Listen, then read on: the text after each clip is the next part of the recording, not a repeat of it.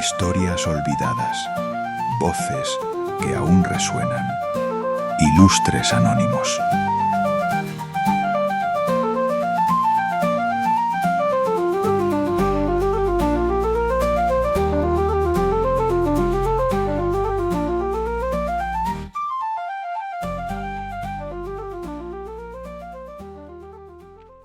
Dicen que hay lugares que nunca mueren del todo, lugares en los que el tiempo no es una tumba, sino un eco que resiste.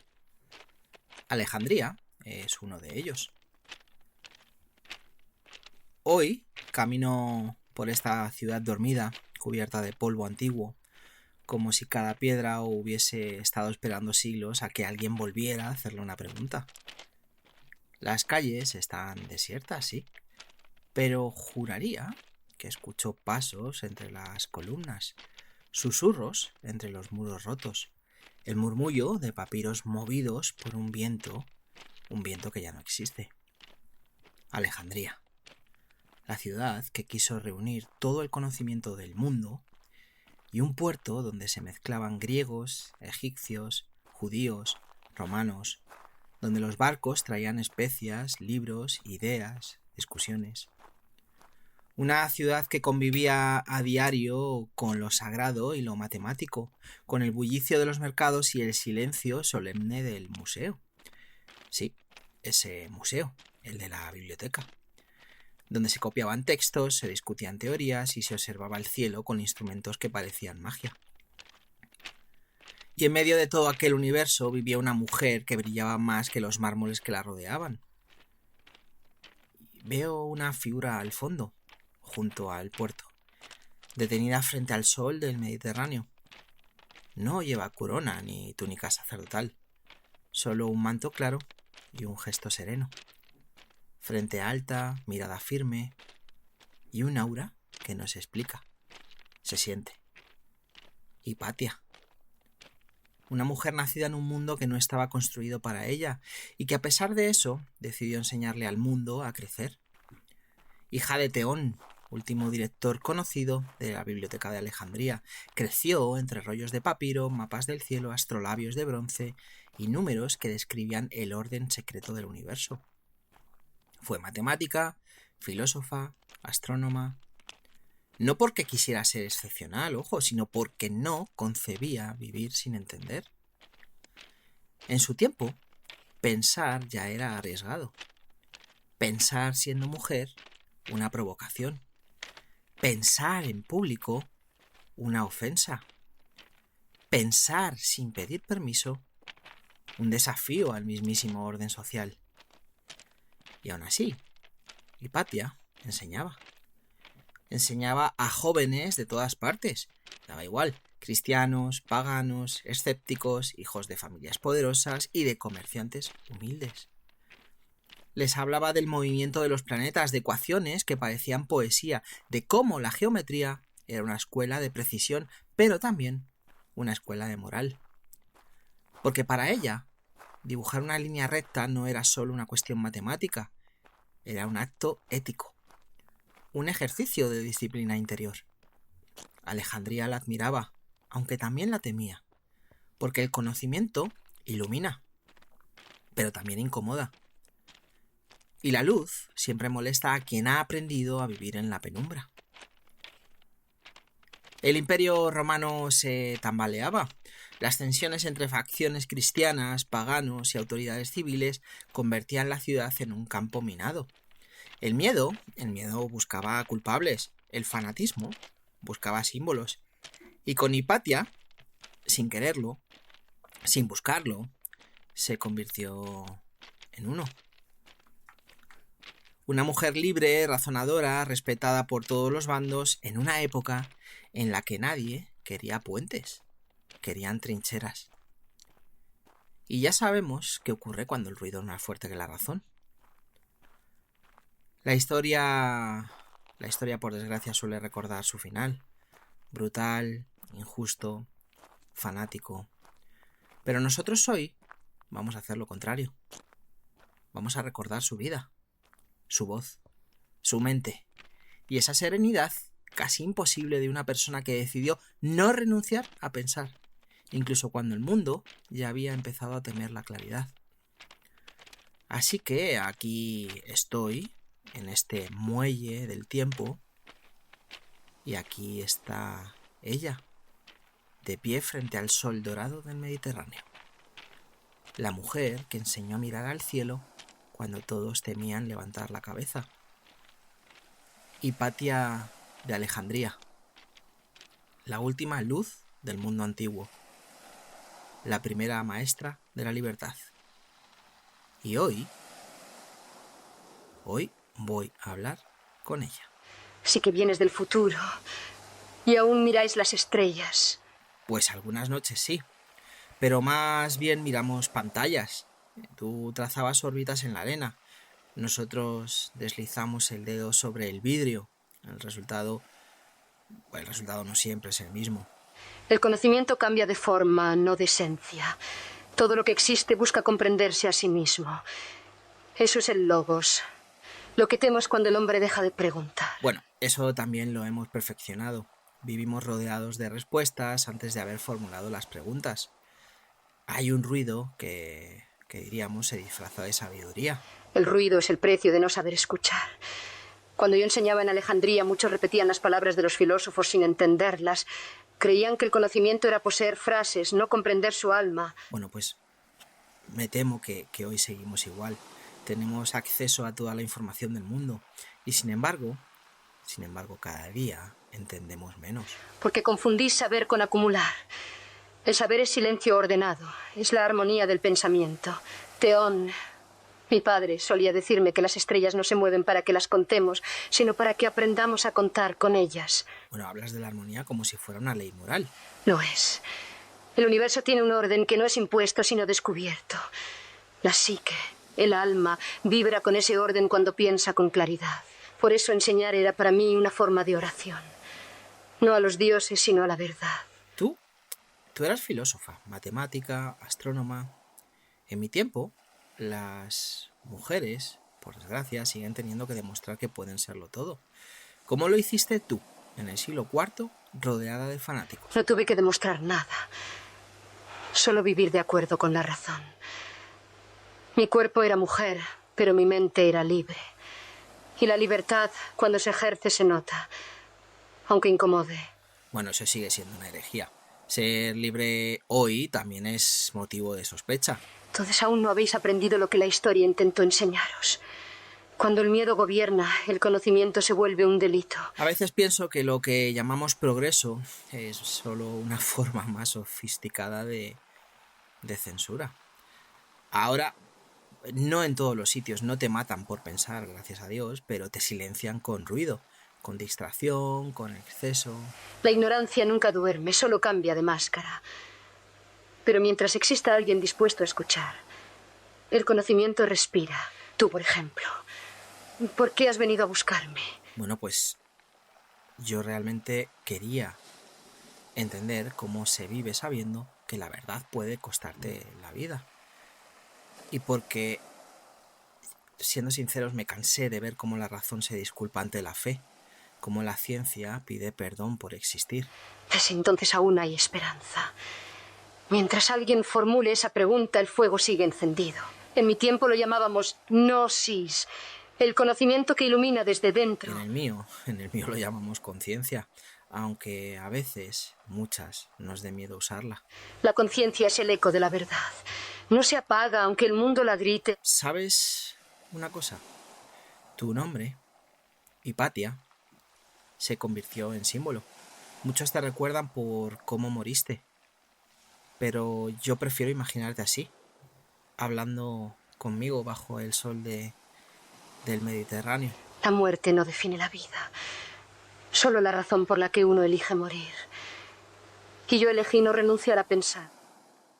Bueno, el aire aquí se siente distinto, la verdad, si te digo la verdad, sí. ¿Siempre fue así en Alejandría? Bella y peligrosa a la vez. Alejandría siempre tuvo hambre de ideas. Aquí se mezclaban lenguas, dioses, números y estrellas. Pero cuando el poder descubre que las ideas no obedecen, empieza a temerlas. Y el miedo del poderoso es contagioso. Bueno, supongo que te refieres al patriarca Cirilo. a su cruzada por borrar todo lo que no encajara con su fe. No era solo él. Era un mundo que se desmoronaba. El imperio se derrumbaba. Las certezas antiguas se desvanecían y los hombres buscaban consuelo en cualquier dogma que prometiera orden. Yo enseñaba que el universo tenía leyes que no necesitaban dioses para ser comprendidas. Eso me convertía para muchos en una amenaza. Bueno, la misma historia repetida con distinto decorado. Cada vez que alguien ofrece pensamiento en lugar de consuelo, alguien con uniforme o con sotana, por desgracia, se ofende. La razón no compite con la fe, pero los que gobiernan con la fe temen a la razón. Yo no enseñaba para destruir creencias, sino para que cada uno entendiera por qué creía lo que creía. Y eso es peligroso. Porque supongo que hace libre al creyente, y los libres son imposibles de mandar. Exactamente. El poder no soporta la ambigüedad. Yo le hablaba a mis alumnos del cosmos, el orden natural, donde todo es causa y consecuencia. Pero en las calles, el orden lo dictaban las turbas, y el eco de las piedras pesaba más que cualquier argumento. Tu nombre empezó a pronunciarse con odio, podríamos decir. Te acusaban de hechicería, de herejía, de manipular a los hombres con tu inteligencia. Nada nuevo. Cuando una mujer piensa, siempre hay quien lo confunde con magia. Lo que temían no eran mis ideas, sino el hecho de que un grupo de jóvenes, incluso cristianos, vinieran a escucharme. Creían que el saber era contagioso. Y tenían razón. Jo, qué ironía. Te mataron para silenciarte y sin embargo, tu voz sigue hablando siglos después. El conocimiento no muere con su mensajero. Es semilla, no estatua. Por eso temo más la indiferencia que la violencia. El fanático que quema libros deja cenizas que inspiran. El indiferente que no los lee deja silencio. Eso me golpea. Porque hoy nadie necesita quemar una biblioteca. Nosotros mismos la ignoramos mientras la llevamos en el bolsillo. Entonces el enemigo ya no está fuera, sino dentro. No es Cirilo quien manda callar la mente, sino la costumbre de no pensar.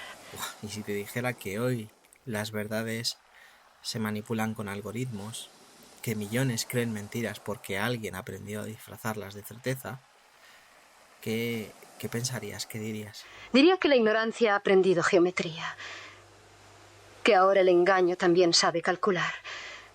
Pero incluso entonces la mente humana puede elevarse, porque la razón no necesita ser mayoría, solo ser constante. ¿Nunca tuviste miedo de ellos, de morir? El miedo me visitó muchas veces, pero nunca se quedó a cenar. Comprendí que temer al fanático es concederle poder sobre mi alma, y mi alma, mi psique, solo responde a la verdad. En mi tiempo el miedo ya no lleva toga, lleva traje o avatar digital y sigue pidiendo lo mismo, obediencia. Entonces sigues viviendo en Alejandría. Solo ha cambiado el mapa. No temas al poder, Víctor. Teme a los que prefieren la ignorancia cómoda a la verdad incómoda. Ellos son los que destruyen bibliotecas sin tocarlas. Bueno, y sin embargo, aquí estamos los dos, siglos hablando, siglos después, hablando tú y yo. Eso significa que no pudieron con tu luz. Las luces no mueren. Solo esperan que alguien vuelva a encenderlas. Bueno, dijiste que el miedo te visitó muchas veces, pero que no se quedó a cenar. Y aquel último día. Siempre digo lo mismo cuando tengo estas conversaciones imposibles. Es difícil preguntarle a alguien por su último día, por su muerte. ¿También despediste al miedo en la puerta? El último día el miedo llegó temprano, como quien quiere elegir mesa. Le ofrecí silencio. El silencio no discute, pero piensa. Y cuando uno piensa con calma, el miedo pierde apetito. He leído versiones, leyendas, acusaciones, que si la envidia de unos, que si la fe de otros, que si la política de todos. Y tu cuerpo reducido a despojos para escarmentar la idea. El cuerpo es vivienda provisional. Quien quiere destruir una casa quema las cortinas. La mente, la psique es otra cosa, se muda. No, la verdad es que no quiero convertirte en estatua ni en mártir. Solo entender cómo se mira a los ojos a los que creen que matar a una persona es callar un pensamiento. Se les mira como a niños asustados que juegan a ser dioses. Llevan fuego en la mano y frío en el corazón. No sabían quién era yo. Apenas sabían quiénes eran ellos. Y cuando uno no sabe quién es, necesita enemigos para dibujarse. En mi tiempo cambian los ropajes, podríamos decir, pero no el teatro. No usamos piedra pómez, usamos teclado. La turba es digital, pero el odio es el mismo. Supongo que te habrían linchado con Trending Topics. Entonces el consejo es el mismo, no confundir voz con vómito. El logos, la palabra razonada, no grita. Ilumina. Lo otro es ruido con prisa. Si pudieras volver un minuto antes del final, ¿habrías hecho algo distinto? No se puede negociar con el sol para que no anochezca. Y sin embargo siempre vuelve el día. Mi tarea era enseñar a pensar. Eso no se revoca en vísperas. La coherencia no es obstinación, es armonía con el cosmos. A veces me da la sensación y temo que la historia solo recuerde tus cenizas, que la muerte eclipse las constelaciones que trazaste. Si así fuera, el problema no sería mi recuerdo, sino vuestra vista. No me preocupa el olvido, me preocupa el desuso. El conocimiento olvidado puede redescubrirse. El que se deja de usar se oxida. Entonces, hablemos del uso. ¿Qué legado esperas que activemos hoy en pleno siglo de algoritmos y ansiedad? 3 hilos para un mismo telar. Primero, metodología. Pensar paso a paso. Episteme, conocimiento probado, no celebrado. Segundo, ética. Preguntarse para qué antes de cuánto. Tercero, templanza. No todo lo que se puede conviene. A ver, la primera, metodología, la entiendo, es el método. La segunda duele. Ética.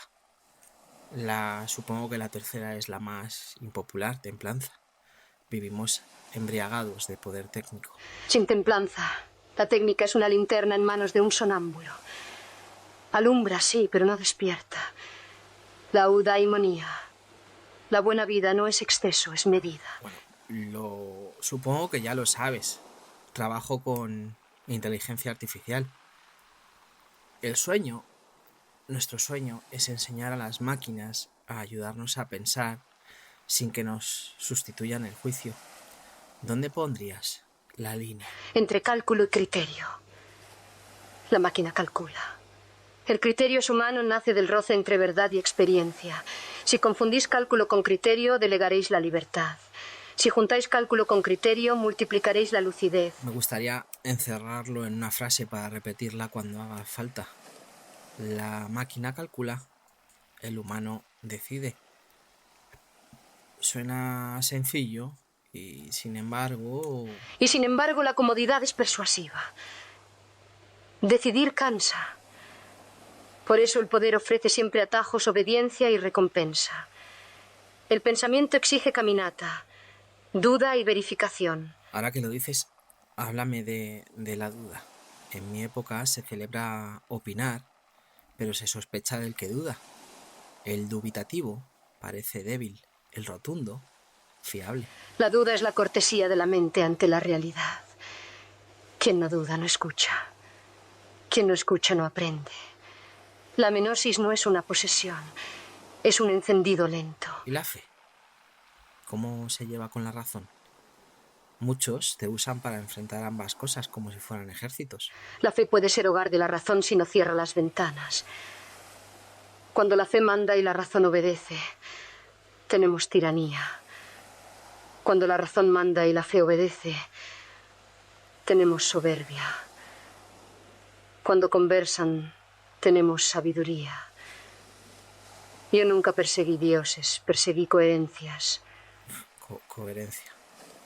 Es palabra corta con factura larga. Se paga al contado y a plazos.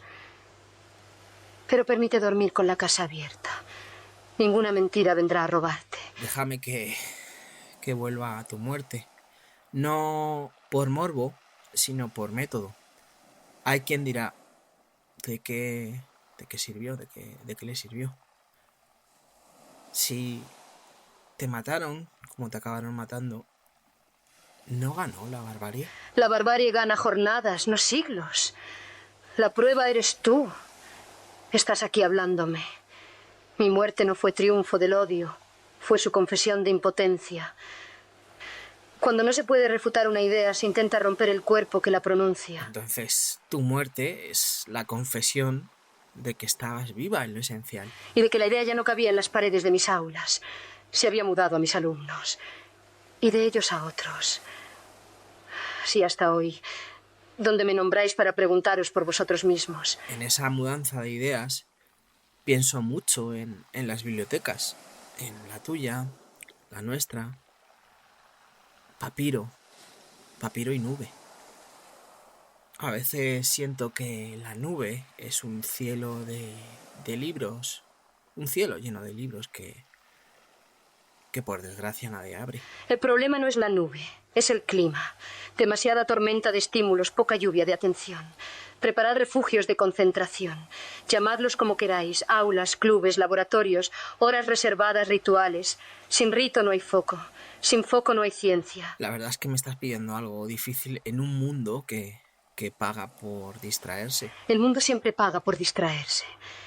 La novedad es más vistosa que la verdad porque es más ruidosa. Pero la verdad tiene una ventaja. No caduca. Vuelve a valer cuando pase el desfile. ¿Crees que, hablando de todo eso, crees que la inteligencia artificial puede ayudarnos a edificar esos refugios? ¿A separar lo valioso del ruido? Puede ser buen bibliotecario si le enseñáis a distinguir índice de contenido, cita de argumento, prueba de apariencia. Dad a la máquina la tarea de ordenar. Reservad para el humano la tarea de interpretar. Orden sin interpretación es catálogo. Interpretación sin orden es delirio. Déjame que te lleve a porque quiero hacerlo, quiero llevarte a un lugar íntimo. No la filósofa, sino la persona. Déjame que te pregunte, ¿existió el resentimiento en ti? ¿Algún por qué a mí? La pregunta brotó.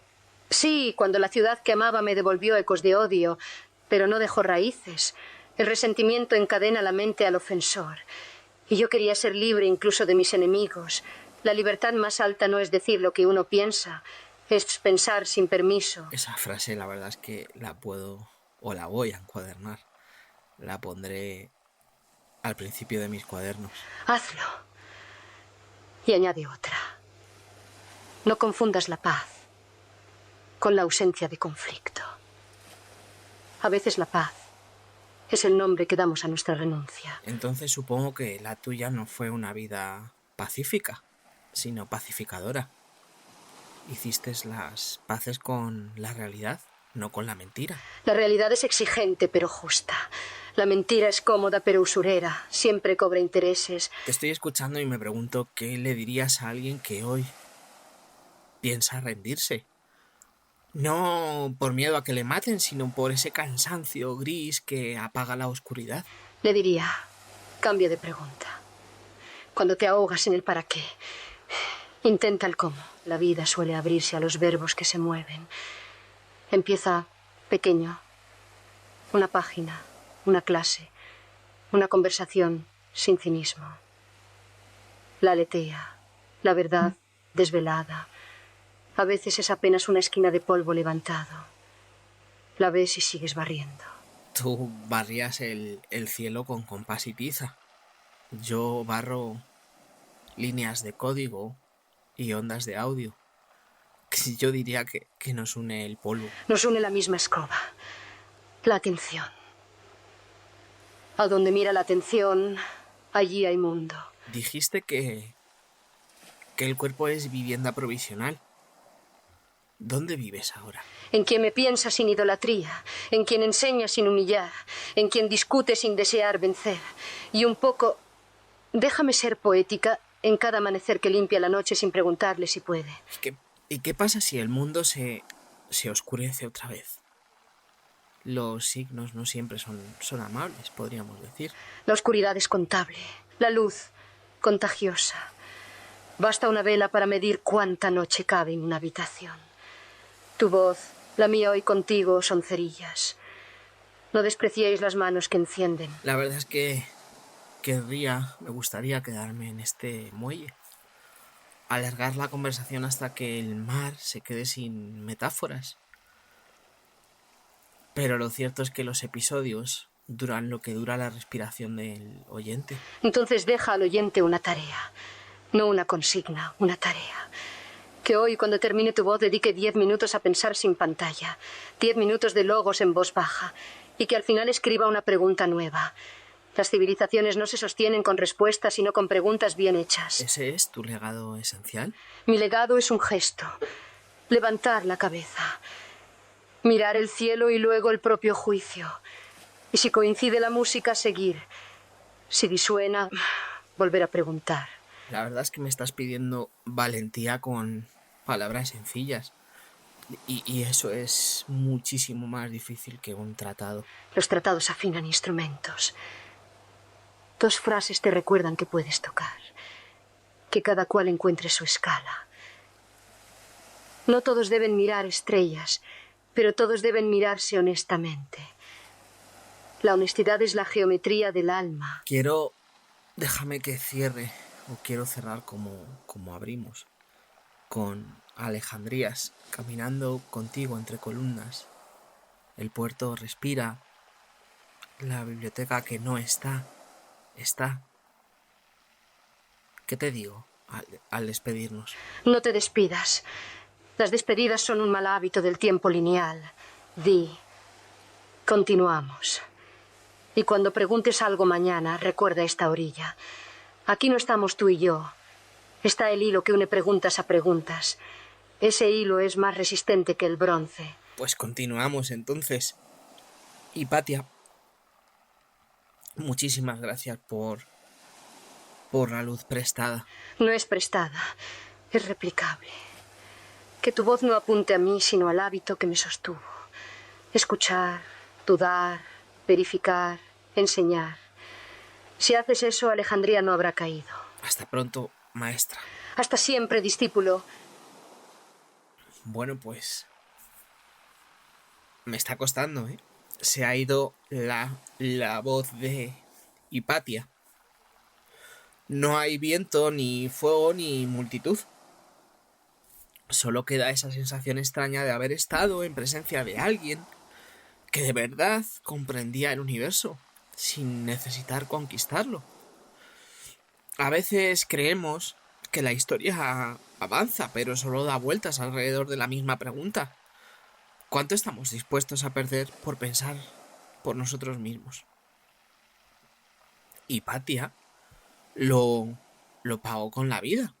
Nosotros, con tiempo, con distracción, con miedo a no gustar, pero el precio, al final, siempre es el mismo: la libertad. Su Alejandría ardió, sí, pero las llamas no quemaron los números, ni los planetas, ni la curiosidad. Quemaron el miedo a mirar. Y ese fuego sigue siendo necesario. Porque la verdad, la realidad es que cada generación tiene su Cirilo. Y cada Cirilo su Hipatia. La diferencia está en quién escucha a quién.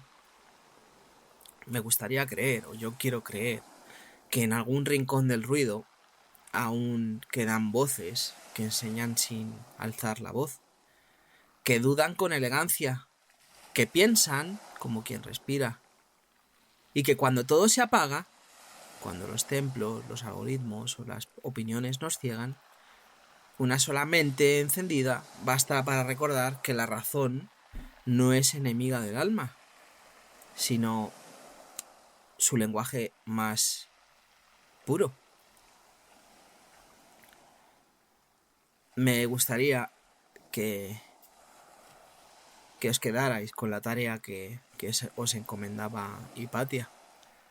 Cuando termine mi voz, cuando se cierre este episodio, dedicarle 10 minutos a pensar sin pantalla. como decía ella, 10 minutos de logos, en esa voz baja, ¿no? En esa introspección. Y cuando terminen esos 10 minutos, escribid esa pregunta, una pregunta nueva. Porque como decía, las civilizaciones no se sostienen en respuestas, se sostienen en preguntas bien hechas. Pues cuando acabe mi voz, 10 minutos, sin pantallas, sin ruido, sin el exterior, y una pregunta nueva.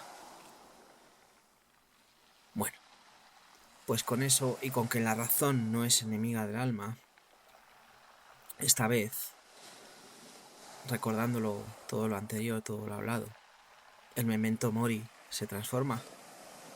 No recordemos morir, recordemos vivir pensando. Memento vivere.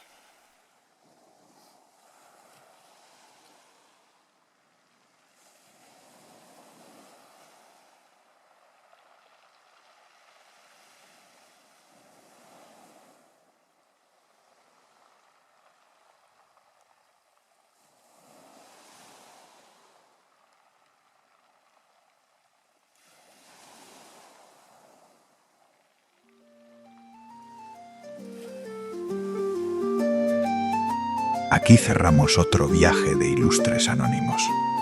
Si quieres más, suscríbete y participa eligiendo el personaje de la próxima conversación imposible.